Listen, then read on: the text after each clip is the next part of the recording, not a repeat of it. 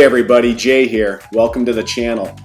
Today is Tuesday, February 4th, 2020, and I want to use today's video to talk a little bit about Google's earnings yesterday. What really excited me about their earnings report, and it's really been top of mind for the press too, was the fact that for the first time they broke out revenue by segment. And so we got to see how YouTube and cloud and then their other bets were generating revenue specifically. And so when you take a look at that, I thought, well, first of all, just kind of like a quick level set, the reason I'm so interested in Google, if you take a look at my holdings, for those of you who have been following the channel, you can see Google right now is my number 3 overall holding. It was, with the recent pullback on Facebook, I thought it was going to take over Facebook. It was getting real close, but Facebook's up nicely today. And Google's pulling back. So keep in mind on my number sheet, these calibrate at the end of the day. So these are as of yesterday's prices. And of course, the majority of Google's pullback has been, or all of Google's pullback today has been since the after hours earnings report yesterday.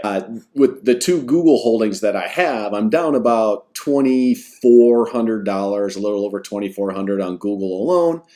But again, with a diversified portfolio, I'm still up $5,600 today with the general market rally, and it's really the other tech stocks that are buoying me today. Amazon, Facebook, Microsoft, up for, you see, like I'm up 1,100 on Facebook, up 1,300 on Amazon, and Microsoft 1,400. Again, for those of you who are following me, I don't really get too much into the day-to-day fluctuations. For me, it's just kind of like fun to look at them, but I'm definitely looking at this portfolio more for the long term, and so I'm not going to let short-term fluctuations get me excited one way or the other, good or bad. It's like, for those of you who are football fans, Andy Reid, who just won the Super Bowl this weekend, it's like he always says in the NFL, and I think a lot of this applies to the stock market as well too, when things are going bad, they're never quite as bad as they feel in the moment. And when things are going great, they're never really quite as great as they feel in the moment either. So it's really great just to kind of keep a little bit of perspective. The opportunity to go deeper on Google's cloud and their YouTube businesses. And so I did a little breakdown here. I'm going to move things around so I can pull up my info. And here I'll kind of get this nice and centered for you guys.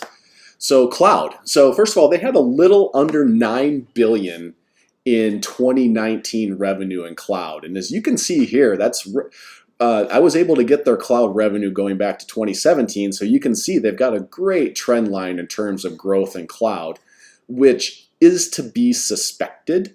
They had about $5.5 billion in 2018, and then through some estimates, I was able to find about, I think it was about $2.7 billion in 2017. That category is growing gangbusters, and they're the clear number 3 player in that category. So as long as they continue to execute, I don't think that they're going to overtake AWS or Microsoft Azure by any stretch of the imagination. But I think if they can continue to hold firm on that number 3 position in the marketplace and ride that wave, I think it's going to be a nice area of growth for them. But as you can kind of see here, though, it doesn't overly excite me because take a look at this. To me, the company that is really killing it in cloud is Microsoft. They're much more mature than Google is in the space, and they're still growing at a 62% clip. These are all Q4 year-over-year revenue growth numbers. So keep on, for all 3 of these companies, AWS, Microsoft, and Google, all of these growth rates are amazing. But my excitement for Google's cloud growth was a little tempered because I think that Microsoft is, if you want to make a bet on who's going to continue to dominate in cloud, from a pure market leadership standpoint, it's going to be AWS. From a growth standpoint, it looks like it's going to be Microsoft. That's just been their focus for growth, and they're killing it. And then I think Google's going to continue to be a clear number 3 player in the space. I think they're going to ride the wave, and I think it's going to generate some nice revenue for them.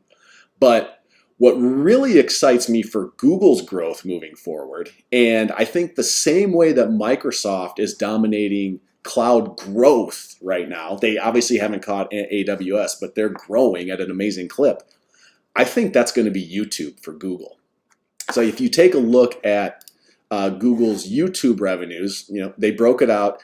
They were a little over 15 billion in 2019. That was a 38% growth rate from 2018, and they had grown about 50% from 2017. You see, they went from 7.5 billion. This was right around 11 and some change billion to over 15 billion. So it took them 2 years from 2017 to 2019 to double from 7.5 billion to 15 billion in growth.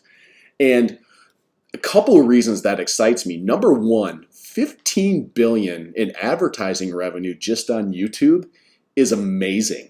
That is more annual advertising revenue than all consumer magazines combined, that entire industry. It's also more than all newspapers combined, that entire industry. It's also more than all of Out-of-Home combined, that entire industry as well. And they're barely behind radio. They're going to overtake radio this year. And the other thing that I think is really interesting, and what I think represents a real opportunity for growth for YouTube, is their revenue per user. So they have 15 billion in revenue last year. They have approximately 2 billion users on YouTube, which gives them a revenue per user of $7.50. For Facebook, and this is as of their Q3 2019 earnings. I haven't done their Q4 2019 earnings math yet, but Facebook is at $7.26 revenue per user. That's on a much larger user base. And also, from my perspective, and keep in mind, I've done corporate marketing for 18 years, I can tell you that from a peer engagement perspective, I think the YouTube platform, while Facebook is amazingly engaging and it's really great at what it does, I think the video of YouTube, I think margins are only going to continue to get better. Their CFO yesterday, she talked about the fact that not the majority, but more and more of the advertising that's happening on YouTube is becoming brand advertising, and less of it is direct response, acquisition, marketing, etc. And margins for brand advertising are just better. They're higher. And so I think that this revenue per user figure for YouTube is going to go nowhere but up. So that gives me a lot of optimism for the company. So net, when I step back and when I think about Google's revenue and their business moving forward, I think that their advertising revenue, their peer, search advertising, etc., is going to continue to grow at a solid rate, even though I think it's going to balance out a little bit. I think they're going to ride the wave in cloud. I don't think they're going to ever be a number one or number two player, but I think if they focus steady on holding that number three position, I think that's going to set them up nicely.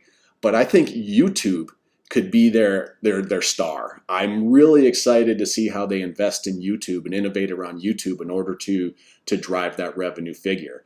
And then who knows what happens with some of their other sort of like moonshot bets that they have with autonomous vehicles, healthcare, etc. So that's my quick breakdown on Google. I hope you enjoyed the video. If you haven't yet, please subscribe to the channel. It'll alert you every time I launch new videos. And it'd be great to have more members become a part of the community. Oh, and don't forget to like the video if you like this as well. All right, everyone. Thanks so much. Have a great day. Bye-bye.